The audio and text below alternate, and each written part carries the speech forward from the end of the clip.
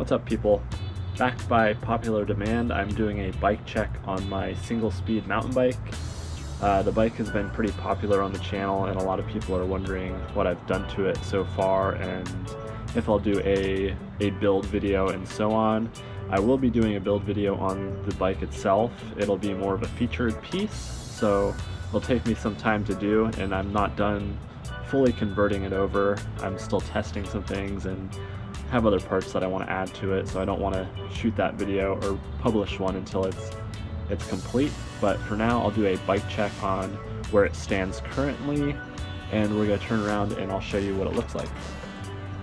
So this is just going to be me talking for this video, but you can see I've got, ow, I just got shocked pretty bad. I got the single speed setup here, and right here, this is the most important part of a single speed setup. It is a chain tensioner. You can figure out the gearing and everything and get a proper chain for your bike and get it half linked or just properly sized, and you shouldn't have an issue with running a single speed without a chain tensioner, but you'll be experiencing a lot more issues and you'll have to change out your chain a lot more. So I suggest just picking up a chain tensioner, and this one is definitely the best one on the market. Tried out a couple, I even tried to make one myself, just didn't work out. And here we have an oval chain ring. I guess it's supposed to help with your cadence and smooth out your pedal strokes, which I could see. I feel like it helps a little bit, and it does get me over the climbs.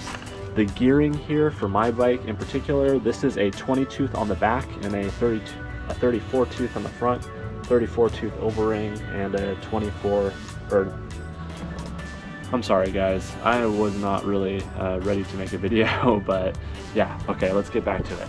This is a 20 tooth cog in the rear and a 34 tooth chain ring up front, and it's on a upgraded Holotech 2 style bottom bracket, which is the IXF. This is like a very popular non-name brand bottom bracket that you can get off of Amazon. It is pretty cheap, and I wouldn't say I recommend it 100%, but if you're in the market and you're trying to upgrade your bike quickly and you have like a small budget, then do this. If you're not riding like really hard downhills, it'll work, but just know you might get some problems with yours. It just depends on what sort of quality your actual product is. Mine seems to be okay, but again, I had some problems with it already. One of the crank arms actually stripped out one of my pedals, and yeah, that's a whole different story, but they sent me a free crank arm set, and I'm happy with that. So let's get back to the rest of the bike here. You'll notice that it is completely stripped out. This was a GT Ricochet Plus frame from Dick's Sporting Goods. It's a size large, and I stripped the paint on it, so now it is brushed aluminum. Up at the cockpit, I have a more flat bar. I did have a riser bar up there, but I don't know, I've actually experienced some back problems recently, so I put this flat bar on to try to I don't know, combat it and just experiment with it. And I also put on some Ergon style grips. These are just Bontrager. They came on my Trek, and I just recycled them. They work and feel pretty nice, so I'm keeping them on there for now. But you can see that the bar itself is pretty low profile. There's a small rise in it, and I don't know, I feel like it's better than my older bars that were a little bit higher up. I know that's probably better for your back, but something about this style just feels a little bit better to me. This is a Wake stem. It's like a 40mm stem. Again, this is a budget part. I don't recommend it unless you're on a budget like I am. I'm not going to recommend any of these parts really. 100% will say that they work and they do the job, but if I had the choice to upgrade to a more high quality stem that wasn't over the moon in price, then I would. But for now, this one works pretty well for me, and I haven't had any issues with it actually, and I actually get pretty aggressive and hit some bigger jumps, and I haven't had any issues with it. Moving on from the cockpit down, we just have the stock brakes on here. I haven't had any issues with them aside from me contaminating the rotors, and they work pretty well. I don't see any reason that I need to upgrade anytime soon, because this bike as a whole is pretty budget friendly. It's kind of like a low-end option for you if you want like a nicer feeling bike but you don't have a huge amount of money.